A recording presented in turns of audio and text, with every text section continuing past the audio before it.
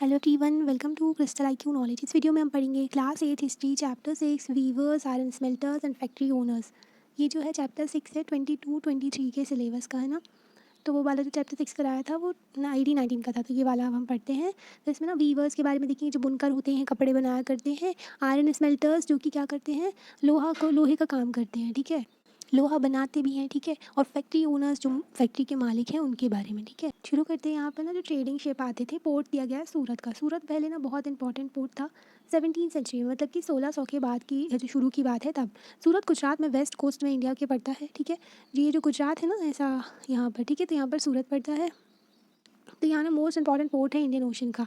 जो ट्रेड हुआ करता था इसमें बहुत ज़्यादा पहले शुरू में। फिर क्या हुआ, डच और इंग्लिश की ट्रेडिंग शिप्स यहाँ पर आया करती थी, पोर्ट को यूज़ करती थी अर्ली 17वीं सेंचुरी में, मतलब कि 1600 के टाइम पर। 1600 के बाद में इसको बहुत यूज़ किया जाता था, ठीक है। फिर उसके बाद में ना इसकी इंपॉर्टेंस बहुत कम हो गई थी 18वीं सेंचुरी में, मतलब कि 1700 के बाद में जो ना इसकी इंपॉर्टेंस कम हो गई। मतलब अपना जो ट्रेडिंग कंपनीज थी वो दूसरे पोर्ट यूज़ करने लगे, इसलिए इस चैप्टर में हम देखेंगे स्टोरी किसकी, क्राफ्ट पर्सन्स की। जो क्राफ्ट इंडस्ट्रीज जो कि ना आर्टिसंस हुआ करते थे, जो बहुत मेहनत करके हाथ से अपनी कला से चीज़ें बनाया करते थे उनकी। और इंडस्ट्रीज़ ऑफ इंडिया, इंडिया की इंडस्ट्रीज़ जो ब्रिटिश रूल के टाइम पर दो इंडस्ट्री पे फोकस करेंगे हम। कौन सी, textile and iron and steel. Textile जो कि कपड़ा वगैरह की इंडस्ट्री है उसके बारे में, और आयरन एंड स्टील के बारे में हम देखेंगे इस चैप्टर में पूरा, किस तरीके से ब्रिटिशर्स ने बर्बाद कर दिया था और हमारे यहाँ के लोगों को जो बेरोज़गार हो गए थे, अनएम्प्लॉयमेंट हो गई थी, गरीबी आ गई थी, ठीक है। और ब्रिटिशर्स ने इंडिया को एक मार्केट बना दिया था, अपना सामान ला के बेचने लगे थे, ठीक है। Both these industries were crucial for the industrial revolution in the modern world. ये दोनों इंडस्ट्रीज़ बहुत ही ज़्यादा इंपॉर्टेंट है जो इंडस्ट्रियल रेवोल्यूशन हुआ था मॉडर्न वर्ल्ड में। मॉडर्न वर्ल्ड जो वेस्टर्न कंट्रीज है, जिन्होंने जो कोलोनाइजर थे, ठीक है, जो कि ना दूसरी कंट्रीज़ को अपनी कॉलोनी बनाया करते थे और अपने फ़ायदे के लिए उनको बहुत लूटा करते थे, ठीक है। तो उन लोग ने ना क्या किया था, मॉडर्न वर्ल्ड, उनके यहाँ इंडस्ट्रियल रेवोल्यूशन ऐसे हुआ कि उनके यहाँ मशीनें आई थी, तो उन्होंने रॉ मटेरियल ले जाते थे यहाँ से, ठीक है। रॉ मटेरियल जैसे कि कॉटन लेकर के चले गए, वहाँ से कपड़ा बना के लाया, वापस यहीं आके बेच दिया, ठीक है। तो मैकेनाइज प्रोडक्शन हो रहा था कॉटन टेक्सटाइल का ब्रिटेन में। इंडस्ट्रियल नेशन हो गया था ब्रिटिश 19वीं सेंचुरी में। 1800 के बाद में जो वहाँ पर क्या हुआ था, इंडस्ट्रियल रेवोल्यूशन हुआ है ना, वहाँ पर मशीनें आ गई तो वहाँ पर मैकेनाइज्ड हो गया प्रोडक्शन। कैसे मैकेनाइज्ड हो गया, मशीनों से कपड़ा बनाने लगे। अब मशीनों से बनाने लगे तो वही ब्रिटेन में हुआ था। And when it's iron and steel industry की बात करते हैं हम, तो ये ग्रो होना शुरू हुई थी 1850s में, ठीक है। आयरन एंड स्टील इंडस्ट्री 1850 के बाद ये ग्रो होने लगी थी बहुत ज़्यादा, है ना। Britain came to known as the workshop of the world. Britain को फिर वर्कशॉप ऑफ द वर्ल्ड कहने लगे थे। एक तो ब्रिटेन की इतनी सारी कॉलोनीज़ थी, सबका लूट रहे थे, सारी कॉलोनीज़ जितने भी कंट्रीज़ उन्होंने अपने अपने ना जो कॉलोनी बना के रखा था, जितने भी कंट्रीज़ को, उनको तो लूट ही रहे थे ब्रिटिशर्स, है ना। तो उनको वर्कशॉप ऑफ द वर्ल्ड भी कह रहे थे, क्योंकि वो सारा रॉ मटेरियल लेके जाते, वहीं पे सारा काम करते, है ना, वहाँ पर बनाते अपनी कंट्री में, क्योंकि इंडस्ट्रीज़ आ गई थी उनके यहाँ। Industrialisation of Britain had a close connection with the conquest and colonisation of India. अब इंडस्ट्रियलाइजेशन जो ब्रिटेन में हुआ तो उसका ना बहुत ही जो पास वाला कनेक्शन है किससे, जो जीता गया, जो इंडिया को ना अपना जो उन्होंने पूरा कब्जा कर लिया था और कॉलोनी बना लिया था, अपने फ़ायदे के लिए यूज़ कर रहे थे पूरी तरीके से। जैसे कि हमने चैप्टर 2 में देखा था कि किस तरीके से जो इंग्लिश ईस्ट इंडिया कंपनी थी, उनका ना पहले इंटरेस्ट में ट्रेड था, फिर उसके बाद उन्होंने टेरिटरी को भी ऑक्यूपाई कर लिया। जब उन्होंने देखा हमारे यहाँ जो राजा महाराजा थे आपस में ही चिढ़ते लड़ते रहते हैं, अमीर थे, सब कुछ था, राजा महाराजा, अच्छा खासा रूल भी था उनका, है ना। पर ये एक चीज़ करनी थी कि वो लोग ना एक दूसरे से बहुत चिढ़ते थे, जिसकी वजह से ब्रिटिशर्स ने लड़वाया उनको और पूरे ना अलग अलग जगह पे कब्जा करना शुरू कर दिया। डिवाइड एंड रूल की पॉलिसी थी ब्रिटिशर्स की, है ना। हाउ द पैटर्न, तो जो पैटर्न ना ट्रेड का चेंज हो गया एकदम डिकेज में। डिकेज, एक डिकेज जो होता है 10 साल का होता है, तो कई डिकेज में, जो कई सालों में फिर क्या हुआ, ये पैटर्न जो था चेंज हो गया। In late 18th century the company was buying goods in India and exporting them to England and Europe, making profit through sale. शुरू में क्या होता था, जब 1600 में हमारे यहाँ कई सारी कंपनीज आई थी, तो वो लोग ना क्या करते थे, हमारे यहाँ से प्रोडक्ट खरीदते थे। क्या खरीदते थे, कॉटन, सिल्क, इन सब के जो हाथ से लोग काम किया करते थे, कपड़े बनाया करते थे, वो हमारे यहाँ से लेकर के जाते थे भारत से, और ना अपने यूरोप में जाके बेचते थे बहुत महंगे दामों में, और प्रॉफिट कमाया करते थे, ठीक है। तो इससे तो हमको ठीक था कि हाँ, गोल्ड सिल्वर हमारे यहाँ से लेके जा, गोल्ड सिल्वर दे करके, जो पहले गोल्ड सिल्वर से जो सिक्के चला करते थे ना, तो उसका ट्रेड करके वो लोग क्या करते थे, सामान खरीदा करते थे, स्पाइसेस जो हो गए, मसाले वगैरह, है ना। तो वो सब शुरू में तो ऐसा हो रहा था। जैसे ही इंडस्ट्रियल रेवोल्यूशन हुआ, British industrialist begin to see India as a vast market. तो जैसे ही इंडस्ट्रियल रेवोल्यूशन हुआ तो इंडिया उनको एक बहुत बड़ा मार्केट दिखने लगा, पॉपुलेशन भी इतनी सारी और मतलब अच्छी खासी जगह भी है, तो उनको मार्केट दिखने लगा ये कि यहाँ पर ना हम अपने इंडस्ट्रियल प्रोडक्ट बेचेंगे। अब जो उन्होंने मशीनों से बनाए थे वो कहाँ पर बेचते, तो उनको लगा कि हम यहाँ पर बेचेंगे, ठीक है। तो यहाँ से क्या करते, वो रॉ मटेरियल लेके जाते और वहाँ पर अपना सामान बनाते फटाफट, है ना, मशीनों से, और फिर यहाँ पर लाके बेच देते। है ना। Over the time manufacture goods जो ब्रिटेन के थे पूरे भर गए इंडिया में, मैन्युफैक्चर जो मशीनों के प्रोडक्ट थे, है ना। हाउ डिड दिस अफेक्ट, तो इंडिया के क्राफ्ट और इंडस्ट्री को कैसे अफेक्ट किया इससे, तो ये देखेंगे हम पूरे चैप्टर में कि कैसे लोगों को अफेक्ट किया जो हमारे भारत के लोग थे, जो इनके जो ब्रिटेन के जो गुड्स आकर के हमारे जो मार्केट में भर गए थे उससे। ठीक है, तो अभी देखते हैं Indian textile in world market. शुरू से देखते हैं कि इंडियन टेक्सटाइल जो था उसकी इंपॉर्टेंस क्या थी वर्ल्ड मार्केट में, है ना। 1750 की बात है, जब ना जो बंगाल कंट्रोल नहीं हुआ था ब्रिटिश के अंडर, ब्रिटिश ने बंगाल को कब जीत लिया था, कब कंट्रोल कर लिया था, 1757 में बैटल ऑफ प्लासी हुई थी। उसमें क्या किया था, इन्होंने कंट्रोल कर लिया था, दीवानी राइट्स भी मिल गए थे फिर इनको 1764 में। 1764 में बैटल ऑफ बक्सर हुई थी 1764 में। 1765 में इनको दीवानी राइट्स मिल गए थे। ठीक है, दीवानी राइट्स में ये टैक्स कलेक्ट करने लगे थे। टैक्स कलेक्ट करने लगे थे तो क्या हो रहा था, यहीं से वो खरीदते ना, मतलब कि उनको ना अब गोल्ड सिल्वर वगैरह नहीं लेके आना पड़ रहा था अपनी कंट्री से हमारे से सामान खरीदने के लिए। अब वो यहीं से टैक्स कलेक्ट करते, यहीं के लोगों का पैसा लेते और यहीं से ना सस्ते में एकदम सामान खरीदते और वहाँ जा के बेच देते थे और उनको प्रॉफिट ही प्रॉफिट, कोई लॉस नहीं। 1750 में जब भी तो क्या हुआ था, इंडिया का ना बहुत बड़ा जो ना एक लार्जेस्ट प्रोड्यूसर था कॉटन टेक्सटाइल का वर्ल्ड का, इंडिया। जो इंडियन टेक्सटाइल था ना उसकी क्वालिटी बहुत ही अच्छी थी, है ना, फाइन क्वालिटी थी। इवन उनके जो महाराजा रानी महाराजा हुआ करते थे वो भी हमारे के कपड़े पहना करते थे और बहुत ही शानदार ना स्किल्स थी हमारे यहाँ के लोगों की, क्राफ्ट्समैनशिप सॉरी। तो ना उनकी बहुत ही अच्छी स्किल थी और बहुत ही अच्छा कपड़ा बनाया करते थे वो। They were extensively traded in South East Asia, तो साउथ ईस्ट एशिया में बहुत बेचा जाता था ये सामान हमारे यहाँ का। जावा हो गया, सुमात्रा हो गया, ठीक है, पेनंग हो गया। तो ये जो इंडोनेशिया है ना वहाँ की बात कर रहे हैं, वेस्ट में और सेंट्रल एशिया में भी ये बेचा जाता था सामान। ठीक है, मैप में बताते हैं, देखना हाँ, यहाँ पर ये हमारा इंडिया है। ठीक है, तो ये पड़ता है साउथ ईस्ट एशिया जो है ये वाला। ठीक है, तो यहाँ पर ना इंडोनेशिया वगैरह इन सब में हमारे कपड़े बेचे जाते थे। और यहाँ पर ये देखो वेस्ट और ये यहाँ पर पूरे में, और ये सेंट्रल एशिया वाला रीजन होता है। ठीक है, तो इधर पर भी बहुत ट्रेड हुआ करता था, इधर पर भी। ठीक है, तो ये लोग क्या करते थे, अरब वाले जो होते थे यहाँ के जो ना बहुत, ये पूरा एम्पायर था एक। ठीक है, तो यहाँ से आकर के इंडिया से जो लैंड रूट से आकर के सामान खरीदा करते थे और यहाँ ना यूरोप में जाकर के बेच देते थे। जो यूरोप वगैरह में ना इन कंट्रीज़ को पता चला इतना शानदार कपड़े और ये सब है ना, तो उनको पता चला कि इंडिया की प्रॉस्परस वेल्थ के बारे में, ऐसी कोई कंट्रीज एग्जिस्ट करती हैं जहाँ पर इतना ज़्यादा अमीर लोग रहते हैं ना, तो उनको बहुत लालच आया। तो इन्होंने ना फिर खोजना शुरू किया कि इंडिया नाम की कोई जगह। ठीक है, तो फिर ये लोग की ना इंडिया को खोजने के चक्कर में इन्होंने कई सारी चीज़ें कर ली, जैसे कि इधर वगैरह कॉलोनी बना ली अपनी, इधर इधर नए नए आइलैंड खोज लिए। इसलिए ना यहाँ पर आइलैंड से यहाँ देखा होगा आपने वेस्ट इंडीज़ है ना, तो इसलिए नाम पड़ा है क्योंकि इंडिया उनको मतलब रास्ता जानना था, खोजना क्या, इंडिया तो पहले से ही था, है ना, बस उनको रास्ता नहीं पता था तो रास्ता डिस्कवर करना था उनको। ठीक है, इंडिया कैसे जाएँ, तो फिर ना यहाँ से पोर्टुगल से, स्पेन के बाजू में पोर्टुगल होता है, पोर्टुगल से यहाँ से वास्को डी गामा आया ऐसे ऐसे करके इंडिया 1498 में, तो उसको इंडिया का रास्ता पता चल गया। फिर बाकी सारी यूरोपियन कंट्रीज़ को भी पता चल गया, सब लोग यहाँ से घूम घूम के आया करते थे और ट्रेड करते थे, है ना। फिर क्या हुआ, जब इनका ट्रेड वगैरह सब होने लगा, ठीक है, पर ये रास्ता बहुत लंबा था, तो उन्होंने क्या किया, यहाँ जो इजिप्ट के पास में ना यहाँ सुएज़ कैनाल खुलवा ली। ठीक है, तो ये देखो ये ना यहाँ पर ये हमारा भारत है ना, तो यहाँ से क्या किया इन्होंने, सुएज़ कैनाल ओपन हो गई 1869 में। ठीक है, तो फिर यहाँ से ना इनका ट्रेड बहुत आसान हो गया इधर से इधर तक आने का। ठीक है, पूरा यहाँ से सारी कंट्रीज़ को, तो इनका रास्ता कम हो गया, तो इन्होंने और ज़्यादा लूट मार मचा दी, फिर और ज़्यादा ना सामान वगैरह सब लूटने लगे, पूरा यूज़ करने लगे इंडिया को अपने फ़ायदे के लिए, है ना। तो इतना था, अभी आगे देखते हैं। ठीक है, तो फाइन क्वालिटी का कॉटन वगैरह ये सब बेचा जाता था यहाँ पर, सेंट्रल एशिया वेस्ट एशिया मैंने आपको दिखा दिया, ये जो है ना साउथ ईस्ट एशिया जो था यहाँ पर। From the 16th century European trading companies जो थी उन्होंने शुरू कर दिया था खरीदना क्या, इंडिया के textile for Europe in sorry from the 16th century European trading companies begin buying Indian textile for sale in Europe. तो यूरोपियन कंपनीज जो थी उन्होंने क्या किया था, जो इंडिया के टेक्सटाइल खरीदने लगे थे ताकि बेच सके यूरोप में। जो मेमोरी है इन ट्रेड की, तो ये लोग क्या करते थे, खाता वगैरह लिखा करते थे, तो वो सब भी देखने को मिलता है। मेमोरीज जो है this flourishing trade and the craftsmanship Indian weavers is preserved in the many words still current in English and other languages. तो कई सारी लैंग्वेजेस हैं, उसमें किताबें लिखी गई, उन्होंने लिखा गया है कि ऐसे ऐसे ट्रेड हुआ करता था, खाते मिलते हैं सारे, है ना। तो उनसे भी हमको पता चलता है कि इंडिया से इतना ज़्यादा ट्रेड हुआ करता था शुरू में।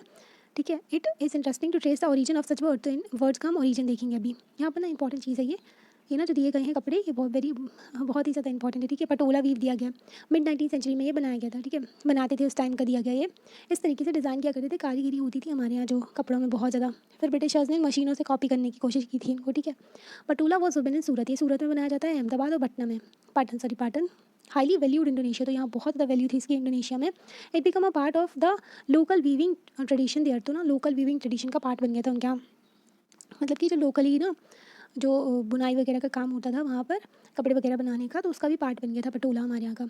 अब वर्ड्स के बारे में, European traders first encountered fine cotton cloth. तो यूरोपियन ट्रेडर्स जो थे उनको फर्स्ट जो फाइन कॉटन क्लोथ मिला था फ्रॉम इंडिया से अरब मर्चेंट के द्वारा इन मसूल इन प्रेजेंट डे इराक। हमने आपको बताया ना, अरब मर्चेंट जो थे इराक के, तो वो क्या किया करते थे, वो यूरोपियन ट्रेडर्स को ना जो बेच दिया करते थे अपना सामान ले जा करके इंडिया से खरीद करके, है ना। So they began rendering all the finely woven textile as muslin, इसलिए ना उसको मुस्लिम कहने लगे, क्योंकि ना जो एक मसूल एक जगह है इराक में, तो वहाँ से यूरोपियन ट्रेडर्स को जो ये पता चला इंडिया के फाइन कॉटन के बारे में, तो कॉटन का नाम मुस्लिम बोलने लगे, जो कि woven textile, a word that acquired wide currency. तो इस वर्ड को बहुत ज़्यादा यूज़ करने लगे थे फिर, ठीक है। तो मुस्लिम जो वर्ड था ना वो यूज़ करने लगे थे बहुत ज़्यादा।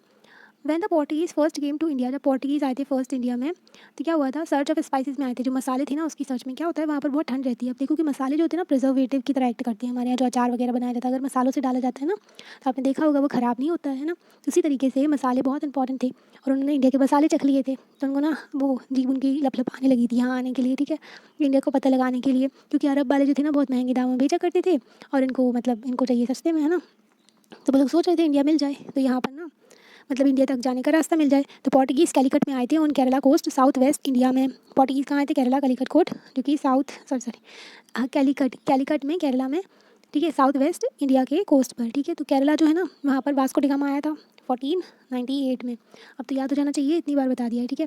तो यहाँ पर ये आया था वो the cotton textile which they took back to Europe. तो कॉटन टेक्सटाइल जो वापस लेकर गए थे वो यूरोप में, और मसाले वगैरह भी लेकर के गए थे, तो उनको कैलिको कहने लगे थे, डिराइव फ्रॉम कैलिकट, ठीक है। तो कैलिकट से लेके गए इसलिए कैलिको कहने लगे, ठीक है। मुस्लिम से जो सामान लेकर के गए, मसूल से तो उसको मुस्लिम कहने लगे, है ना। एंड सब्सिक्वेंटली जो calico become the general name for all cotton textile. फिर उसके बाद में दूसरा नाम पड़ गया जो कॉटन टेक्सटाइल का इंडिया के, कैलिको। फर्स्ट देखा था हमने मुस्लिम, सेकंड देखा कैलिको, ठीक है। कैलिको से नाम पड़ गया, जगह से नाम दे रहे हैं वो, ठीक है। There are many other words which point to the popularity of Indian textile in western markets. तो कई सारे ऐसे शब्द थे जिनसे ना पॉपुलैरिटी देखने को मिलती थी इंडियन जो टेक्सटाइल है उनकी, जो मार्केट में, ठीक है, वेस्टर्न मार्केट में अलग अलग शब्द निकल करके आए थे। इन फिगर 3 में हम देखेंगे कि ना पेज मिला है एक ऑर्डर बुक का, that English East India Company send to its representatives in Calcutta in 1730। ये देखो फिगर 3 जो है ना, ये जो है, ठीक है। तो यानी पेज मिला है ऑर्डर बुक का, तो इसमें ना हर आइटम को जो है ऐड किया गया केयरफुली, उसका प्राइस वगैरह सब लिखा गया है, ठीक है। लंदन में लिखा गया था, जो लंदन में क्या प्राइस था उसका ये लिखा गया। These orders have to be placed 2 years in advance because of this was the time required to send orders to India. तो ना 2 साल पहले से ऑर्डर दिए जाते थे, ताकि जो है पूरा ना इंडिया में जो ऑर्डर मिल जाए, फिर वैसे कपड़े वगैरह बना करके भेज दिया करते थे उनको, है ना। तो टाइम लगता था पूरा, स्पेसिफिक क्लॉथ जो था बनाया जा सके एंड उसको फिर ब्रिटेन भेजा जा सके, तो पूरे 2 साल पहले ऑर्डर दिया जाता था। वंस द क्लोथ जब पीस जो था ना पहुंच जाता था लंदन में, देवर पुट फॉर ऑक्शन, तो मतलब उसकी नीलामी हुआ करती थी, उसको बेचा जाता था इतने महंगे दामों में, ठीक है। तो ये देखो ये ना शानदार राइटिंग लिखी गई है, तो इससे ना ये सारे प्राइस वगैरह लिखे गए हैं और ऑर्डर की डिटेल लिखी गई है ना। तो ये पेजेस मिलते हैं, हमको पता चलता है इससे कितना ज़्यादा ट्रेड हुआ करता था इंडिया के टेक्सटाइल का और स्पाइसेस का, ठीक है। तो यहाँ पर अभी the order that year was, तो उस टाइम का ऑर्डर कितना था, 5,89,000, ठीक है। 5,89,000 पीसेस का था क्लोथ के। Browsing through the order book, तो ऑर्डर बुक से कई सारी चीज़ें हमने निकाली। लिस्ट ऑफ 98 वेराइटीज़, कॉटन और सिल्क की भी 98 वेराइटीज़ थी, अलग अलग तरीके के कॉटन और सिल्क मिल रहे थे। These were known by the common name in Europe, traded as a piece of goods usually woven cloth pieces that 20 yards long and 1 yard wide हुआ करता था। तो यार्ड मतलब क्या होता है, गज पता होगा, गज, ठीक है। तो पहले ना गज यूज़ किया जाता था, तो एक यार्ड हुआ करता था ना, तो एक यार्ड में कितना होता था, 3 फीट होता था, फीट पता है ना, तो 3 फुट का होता था एक यार्ड, ठीक है। तो यहाँ पर कितना हो गया, 60 फुट का, मतलब लॉन्ग समझो उसको, और एक यार्ड वाइड चौड़ा जो हो गया वो, है ना। तो अभी यहाँ पर देखते हैं हम, अभी ये नेम्स के बारे में देखेंगे, डिफरेंट वेराइटीज़ के क्लोथ के नेम्स के बारे में बुक में दिया गया है। Among species order in bulk, तो बहुत ज़्यादा ना बल्क में ऑर्डर किए जाते थे, इकट्ठा बहुत ज़्यादा ऑर्डर करते थे। वर प्रिंटेड क्लोथ कॉल्ड चिन, तो प्रिंटेड क्लोथ जो थी उनको चिन्स कहते थे। कोएसेस और खासा और बंधाना, ये भी इंपॉर्टेंट है कि जो प्रिंटेड क्लोथ थे ना उसको चिन्स कहते थे, कोएसेस कहते थे, कोसेस कोसेस और खासा होता था और बंधाना हुआ करता था। Do you know where this English term chintz come from, तो चिन्स जो है वो कहाँ से निकला है, उस टर्म के बारे में देखते हैं, उस शब्द के बारे में देखते हैं। It is derived from the Hindi word chhint, तो हिंदी वर्ड जो है चिंत उससे निकला है। चिंत का मतलब होता है cloth with a small colourful flowery design. तो चिंत एक कपड़ा होता है जिसमें बहुत ही सुंदर सुंदर फूल बने रहते हैं, तो उस तरीके के कपड़े को क्या बोलते हैं, छोटे छोटे फूल बने रहते हैं, उसको चिंत कहते हैं, और उस चिंत से निकला है चिन्स, ठीक है, चिन्स जो कि हिंदी वर्ड से निकला है। फ्रॉम 1680s में तो ये ना क्रेज़ बहुत ज़्यादा बढ़ गया था प्रिंटेड इंडियन कॉटन टेक्सटाइल का, इंग्लैंड यूरोप में बहुत ज़्यादा डिमांड थी, लोगों को बहुत पसंद आ रहा था ये फ्लोरल डिज़ाइन और फाइन टेक्सटाइल, और कपड़े की क्वालिटी भी बहुत अच्छी होती थी, और अगर दूसरे चीज़ों से कंपेयर करें तो क्वालिटी के साथ में थोड़ा ना मतलब वो चीप भी था, मतलब कि थोड़ा कम सस्ता भी था, है ना, मतलब कि उनके कपड़ों के हिसाब से अगर कंपेयर करें तो हमारे यहाँ के कपड़े बहुत ही शानदार थे, बहुत ही अच्छे थे, ठीक है, क्वालिटी भी बहुत अच्छी हुआ करती थी। यहाँ पर देखो फ्लोरल डिज़ाइन, पता है ना, ये छोटे छोटे ना फूल फूल होते हैं ना, वो वाला, तो ये प्रिंटेड क्लोथ, कॉटन क्लोथ था, इसकी बहुत ज़्यादा डिमांड बढ़ गई थी। रिच पीपल जो हुआ करते थे इंग्लैंड के, अमीर अमीर लोग जो होते थे, क्वीन वगैरह हो गई, तो इंडिया के ये फैब्रिक पहना करते थे, जो इंडिया के क्लोथ्स जो थे उसके, है ना, तो वो पहना करते थे वो लोग। सिमिलरली जो वर्ड बंदाना है, अब जो बंदाना वर्ड है, now refer to an brightly coloured and printed scarf for neck और हेड। देख बहुत ही शानदार ना, जो स्कार्फ हुआ करता था, प्रिंटेड स्कार्फ होता था और ब्राइट कलर का होता था, ठीक है, तो उसको ना नेक में पहना करते थे, तो वो था बंदाना। ओरिजिनली इस टर्म को अगर हम देखें तो ये वाला जो टर्म है ना बंदाना, ये Hindi for typing bandana refer to a variety of brightly coloured cloth. तो बहुत सारे जितने भी ना ब्राइट कलर के होते थे क्लोथ जो होते थे, उसको क्या बोलते थे, बंदाना ही बोलते थे। और ना उनको बनाया जाता था अच्छा खासा कलर करके, टाइंग एंड डाइंग करके, है ना। तो यहाँ पर ये दिया गया है जामदनी वीव, जामदनी वीव के बारे में दिया है। बंदाना की फ़ोटो नहीं दी क्या? हाँ, ये है, ठीक है, ये देखो Bandana design early 20th century में ये दिया गया था, ठीक है। तो ये जो है ओढ़नी में यूज़ करते थे, टू टाई डाई नोट होता था, सिल्क पीसेस का सीम्ड टुगेदर, तो टू डाई करते थे एंड डाई, सिल्क पीसेस जो होते थे उनको ना जोड़ देते थे इस तरीके से, एंड ना फिर क्या करते थे, इसमें गोल्ड थ्रेड से एम्ब्रॉयडरी करते थे, जो गोल्डन थ्रेड होता था, तो उससे ना जो धागा उससे एम्ब्रॉयडरी करते थे, डिज़ाइन बनाते थे छोटी छोटी बंधाना पैटर्न्स, जो मोस्टली हमको देखने को मिलता है, जो बनाया जाता था राजस्थान एंड गुजरात में बनाया जाता था, तो इसकी भी बहुत डिमांड थी यूरोपियन मार्केट में, ठीक है। ये वाला कपड़ा ये नहीं देखा ना अभी, जामदनी, जामदनी वीव जो था अर्लियर 20th सेंचुरी में, तो जामदनी एक फाइन मुस्लिन है, मुस्लिन क्या था, कॉटन था, है ना, on which decorative motifs are woven on the loom, तो इसमें बहुत ही डेकोरेटिव मोटिव बनाए जाते थे, ठीक है, टिपिकली ना grey and white, often a mixture of cotton gold thread, तो इसमें कॉटन और गोल्ड के थ्रेड का यूज़ करते थे क्लोथ में, ठीक है। पिक्चर में हमने देखा ये जो बना हुआ है। मोस्ट इंपॉर्टेंट सेंटर जो जामदनी के थे, डक्का में बंगाल, डक्का जो बंगाल में था, जो कि अभी ना कहाँ पर है, बांग्लादेश में है। Lucknow United province, United province पहले उत्तर प्रदेश को यूनाइटेड प्रोविंस कहते थे, ठीक है। तो डक्का कहाँ पर हो गया, बंगाल में, और लखनऊ उत्तर प्रदेश में, तो यहाँ पर क्या बनाया जाता था, जामदनी, ठीक है। अब ये वाला जो है प्रिंटेड डिज़ाइन है ऑन फाइन क्लोथ, जो चिन्स है उस पर, प्रोड्यूस्ड इन मसूलीपट्टनम आंध्र प्रदेश में बनाया गया था। The fine example of the type of chintz produce for you export to Iran and Europe में बेचा जाता था, इस टाइप का कपड़ा, है ना। तो ये जो है प्रिंटेड चिन्स, ठीक है। जामदनी, जामदनी कहाँ पर था, जामदनी बंगाल में बनाया जाता था, यूपी में बनाया जाता था, और ये जो बंधाना है राजस्थान और गुजरात में बनाया जाता था। और ये वाला कपड़ा और देखा था हमने, ये पटोला भी जो था, पटोला सूरत, अहमदाबाद और पटन में बनाया जाता था, ठीक है। इतना हो गया, अभी आगे का देखते हैं, ठीक है। उसमें क्या था, कई सारे कपड़े ऐसे भी थे जो कि ना उनकी प्लेस ऑफ ओरिजिन लिखी हुई थी, जहाँ से वो कपड़े आए थे, जहाँ से वो कपड़े बने थे, जैसे कि इंडिया में कासिम बाज़ार, पटना, कैलकाटा, उड़ीसा, चारपुर, ठीक है। तो यहाँ पे वो कपड़े बनाए गए थे, जो कि ऑर्डर बुक में ये कपड़े लिखे गए थे, तो बहुत ज़्यादा यूज़ हो रहा था इन शब्दों का, जो कि दिखाते थे कि कितना पॉपुलर था Indian textile different parts of the world में, पूरी दुनिया में कितना ज़्यादा पॉपुलर था इंडिया टेक्सटाइल, है ना, जो इंडिया का कपड़े थे वो। इंडियन टेक्सटाइल यूरोपियन मार्केट में क्या हाल था, अब ये देखते हैं, ठीक है। अर्ली 18th सेंचुरी में, मतलब कि 18th सेंचुरी की शुरुआत में, 1700 के शुरू में, ठीक है, ऐसे बोलते हैं, है ना। जैसे अभी 21st सेंचुरी चली ऐसा नहीं, पर 20 चल रहा है ना, सॉरी 20 चल मतलब कि 20 चल रहा है ना, अभी 23 आ गया है, ठीक है, 23 चल रहा है। तो जैसे अपन क्या बोलते हैं, 21st सेंचुरी बोलते हैं, उसी तरीके से जब यहाँ पर 18 बोला गया है ना, मतलब कि 1700 की बात कर रहे हैं ना, तो वो वाली चीज़ की बात कर रहे हैं हम।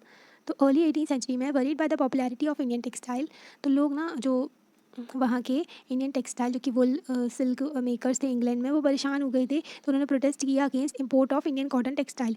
जो वहाँ इंग्लैंड में कपड़े बनाने वाले थे, ठीक है, तो वो लोग ना परेशान हो गए थे क्योंकि सभी लोग इंडिया के कपड़े खरीद रहे थे, है ना। तो उन्होंने ना प्रोटेस्ट किया, जो उन्होंने विरोध किया जो इंडियन टेक्सटाइल का उनके यहाँ, है ना।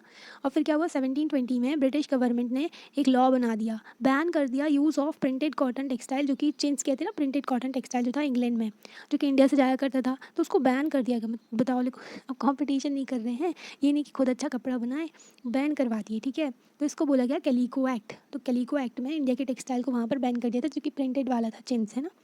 तो इस टाइम पर क्या हो रहा था, जो इंडस्ट्रीज़ ना डेवलप हो रही थी वहाँ पर धीरे धीरे इंग्लैंड में, है ना, वो कम्पीट ही नहीं कर पा रहे थे जो इंडियन टेक्सटाइल थे।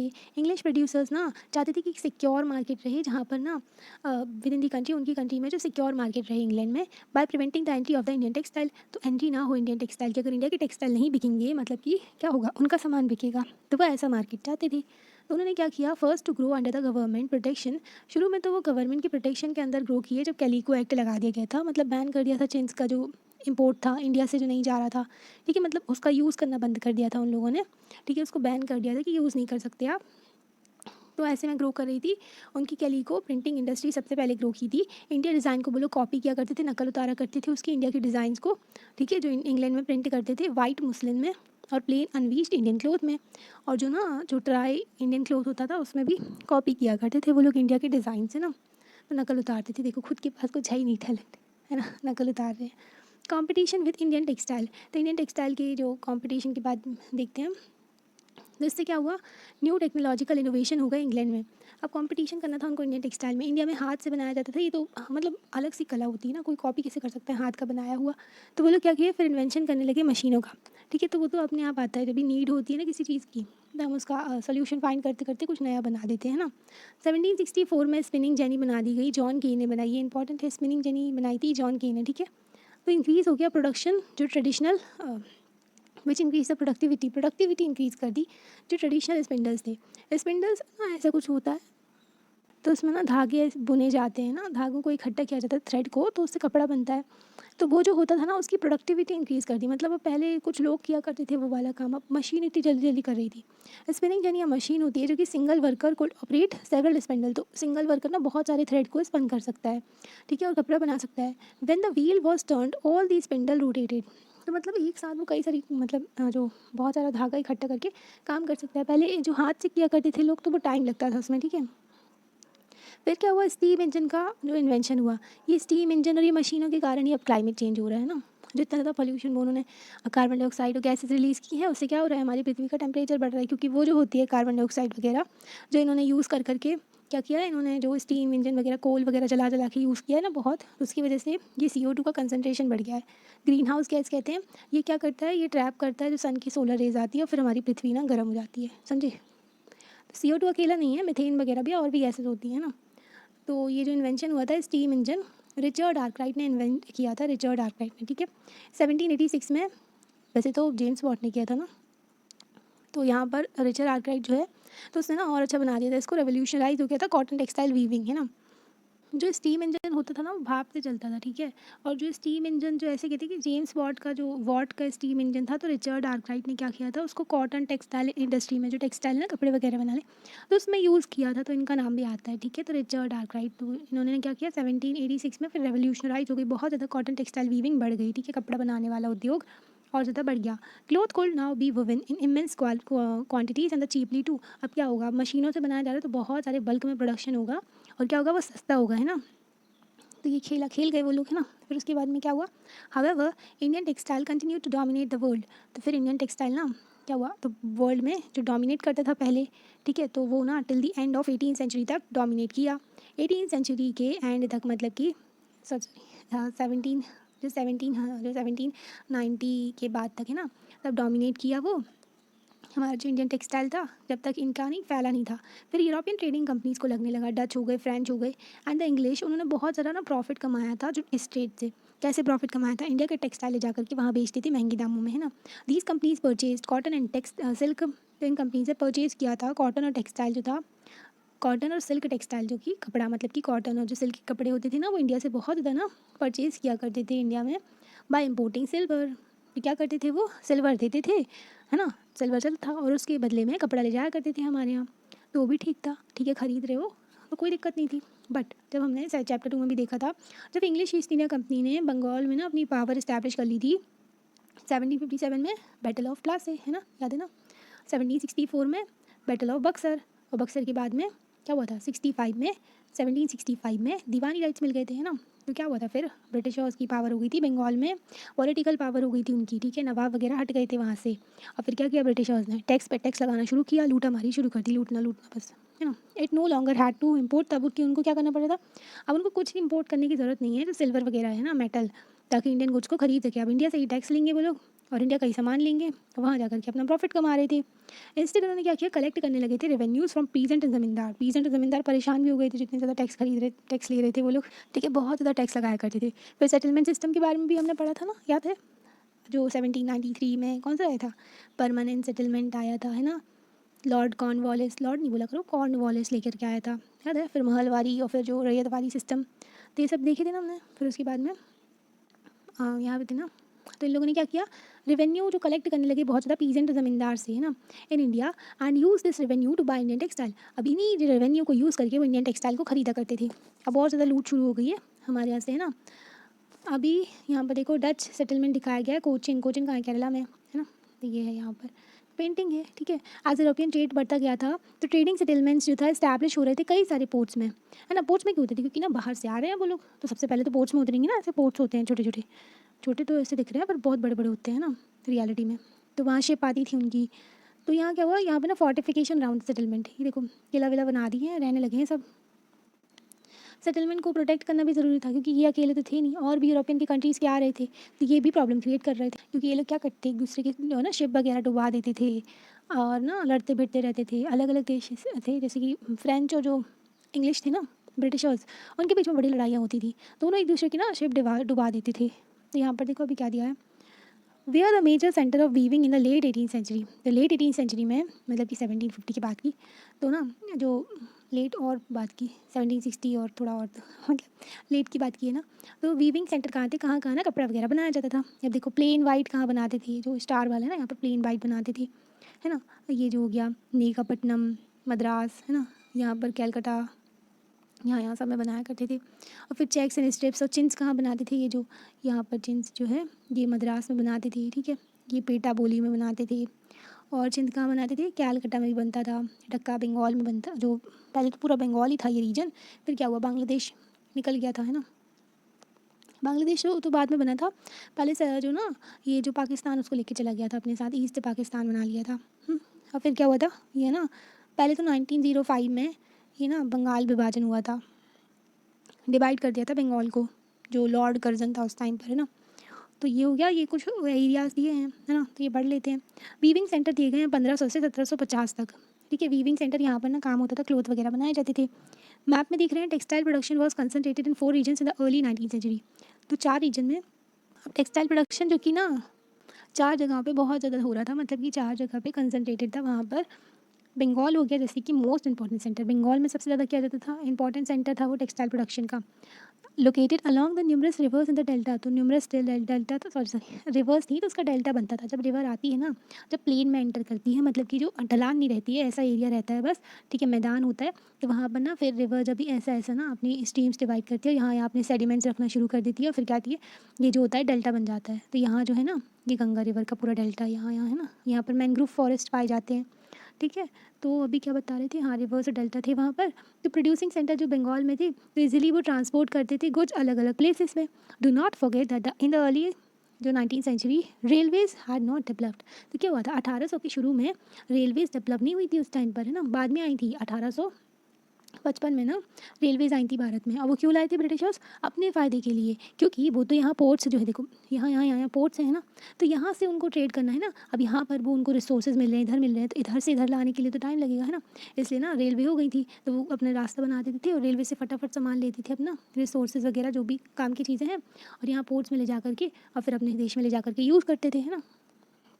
तो अपने फ़ायदे के लिए लाए थे ये लोग, ठीक है। तो जो शुरू में डेवलप नहीं हुई थी, not just beginning to be late, तो ना फिर बाद में डेवलप हो गई थी। ढक्का की बात करते हैं, ईस्टर्न बंगाल में नाउ बांग्लादेश जो है was foremost textile centre in the 18th century. तो टेक्सटाइल सेंटर था ये 18th सेंचुरी में अच्छा खासा, ठीक है। It was famous for its mulmul and jamdani weaving. Jamdani weaving कहाँ पर होती थी, यूनाइटेड प्रोविंस में होती थी, उत्तर प्रदेश में, एंड यहाँ पर होती थी, है ना। तो ये मुलमुल के लिए और जामदनी वीविंग के लिए फेमस था कौन सा, जो बांग्लादेश था, है ना, ईस्ट बंगाल जो था। If you look at the southern centre from India, तो अगर हम साउथ में देखें इंडिया के मैप में, तो ना second cluster of cotton weaving centre along the Coromandel coast stretching from Madras to northern Andhra Pradesh, ठीक है। मद्रास से हम देखते हैं नॉर्दर्न आंध्र प्रदेश, यहाँ पर जो है ना, यहाँ पर भी अच्छा खासा कॉटन टेक्सटाइल का प्रोडक्शन होता था। On the west coast there were important weaving centre, in Gujarat west की बात कर रहे हैं, तो यहाँ पर देखो गुजरात में भी वीविंग सेंटर थे अच्छे खासे। कोरोमंडल ये वाला एरिया होता है, ठीक है, ये होता है जो यहाँ पर ना कोंकण होता है, कन्नड़ कहते हैं इसको, यहाँ पर मालाबार होता है, ठीक है, ये हो क्या। फिर हम देखते हैं अभी वीवर्स के बारे में, देखते हैं वीवर्स जो सबसे ज़्यादा परेशान हुए थे जब ब्रिटिशर्स ना यहाँ पर कपड़े भर दिए थे ला के।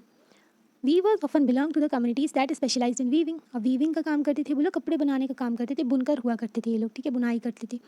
There skills was pass from generation to generation, तो जनरेशन टू जनरेशन पास हो रही थी स्किल। देखो एक वीवर है, ठीक है, तो उसका बच्चा हुआ तो उसने भी उसको अपनी स्किल सिखाई, ठीक है, फिर उसने अपने बच्चे को सिखाई, तो इस तरीके से जनरेशन टू जनरेशन ना वो उनकी स्किल पास होती थी। द तांती वीवर्स, जो तांती वीवर्स थे, बंगाल की हर जगह की ना नाम होते हैं अलग अलग, तो जो बंगाल में वीवर्स थे उनको तांती कहते थे। Julahas and Momin weavers North India में थे। Sale and Kaikollar and develop sorry Devangs of Sale and Kaikollars and Devangs of South India के थे। Some of the communities famous for weaving, तो ये लोग बहुत ज़्यादा फेमस थे वीविंग के लिए, जो काम किया करते थे बुनाई का। The first stage of production was spinning, सबसे पहले स्पिनिंग किया जाता था। A work done by the mostly women, तो जो काम था ना ये स्पिनिंग वाला ज़्यादातर औरतें किया करती थी।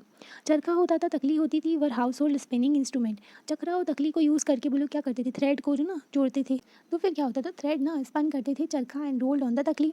When the spinning was over, thread was woven into the cloth by the weavers, जब स्पिनिंग खत्म हो जाती थी तो थ्रेड को ना एकदम ना फिर वीवर्स क्या करते थे, बुनते थे जो क्लॉथ में है ना, उसको क्लॉथ बना देते थे, उसको कपड़ा बना देते थे।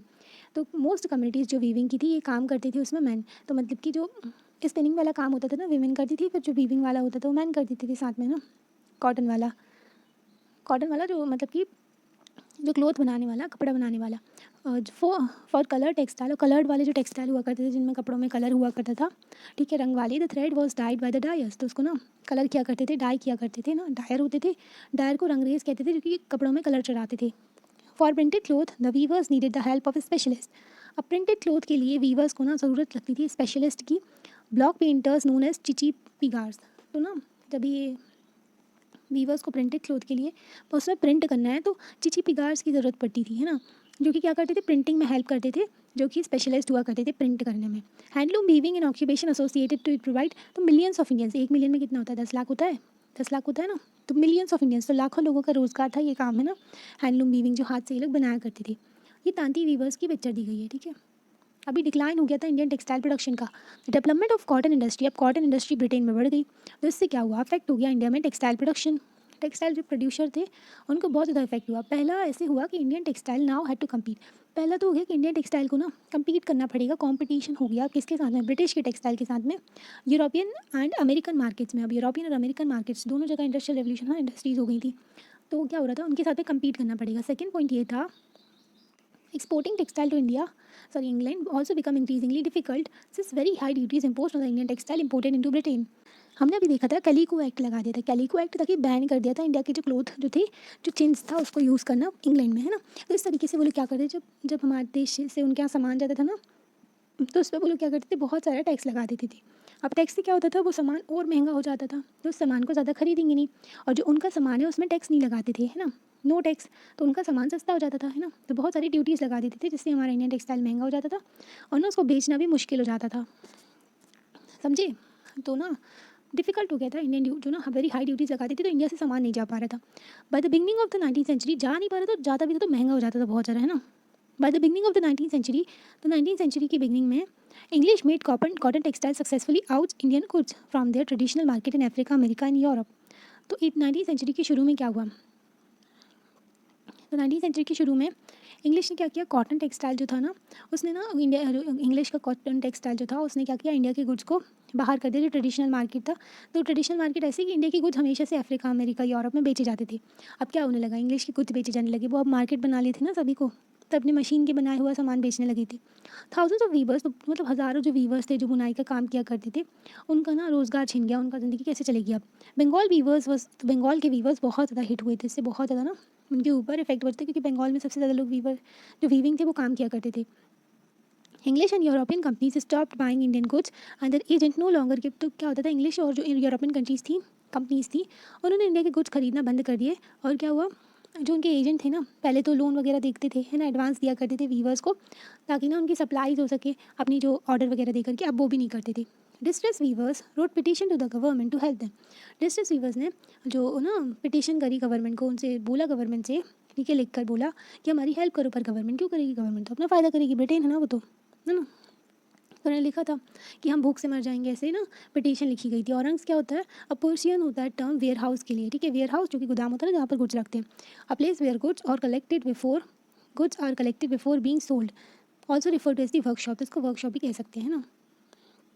तो यहाँ पर ना लोगों ने बताया, हम परेशान हो गए, तो वही कि जो उनका ना रोज़गार वगैरह छिन गया है, तो ये बताया था, है ना। तो यहाँ पर, but Wars was still come, तो और ज़्यादा बुरी चीज़ तो अब होने वाली थी। बाय द 1830s में ब्रिटिश ने क्या किया, अपने कॉटन क्लोथ को फ्लड कर दिया इंडियन मार्केट में, भर दिया पूरा ला करके बेचने के लिए।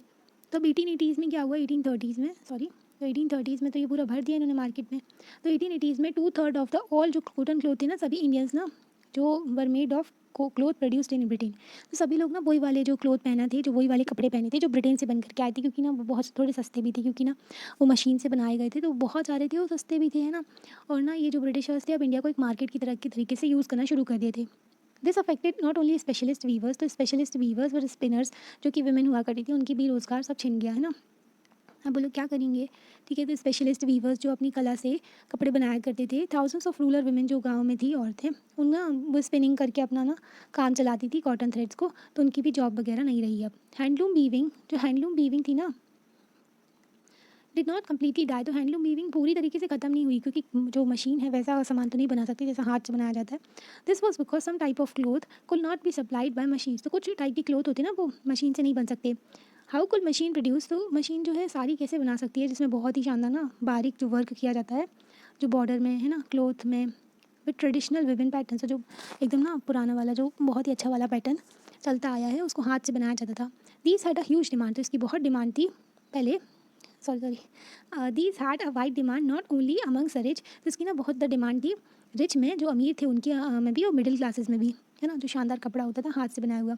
Not a textile manufacture in Britain produce the very course cloth use by the poor people in India. तो क्या हुआ था यहाँ पर, क्या करते थे वो लोग ना, मोटा कपड़ा बनाते थे जो ब्रिटेन में, तो वो लोग ना जो मोटा कपड़ा बनाते थे वो गरीब जो थे इंडिया में वो पहना करते थे।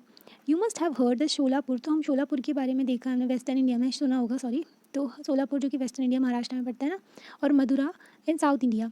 दीज टाउन्स इमर्ज हुए थे इंपॉर्टेंट सेंटर्स थे वीविंग के, ठीक है, लेट 19th सेंचुरी में। Later during the national movement के टाइम पर जब हम आज़ादी की लड़ाई लड़ रहे थे, तब महात्मा गांधी ने लोगों से बोला कि बॉयकॉट करो ये जो ब्रिटिशर्स के गुड्स हैं ना, यूज़ करो अपने यहाँ के लोगों का सामान जो है, हैंड स्पन जो हैंडमेड जो होता था ना विविन क्लोथ, खादी को उन्होंने प्रमोट किया। Khadi gradually became a symbol of nationalism, khadi जो थी एक सिंबल बन गई नेशनलिज्म का, ठीक है। द चरखा केम टू रिप्रेजेंट इंडिया, तो चरखा आ गया जो रिप्रेजेंट कर रहा था इंडिया को, लेकर के आ रहा था, इंडिया को दिखा रहा था कि चरखा है हमारा। And it was to put at the centre of the tricolour, और जो झंडा था ना उसमें बीच में पहले चरखा लगाया गया था, फिर बाद में ये जो जो चक्र बना था जिसमें जो 24 स्पोक्स थी, है ना, तो पहले तो चरखा बनाया गया था झंडे पर। It was to put at the centre of the tricolour of the Indian National Congress के फ्लैग में, झंडे में, 1931 में, ठीक है।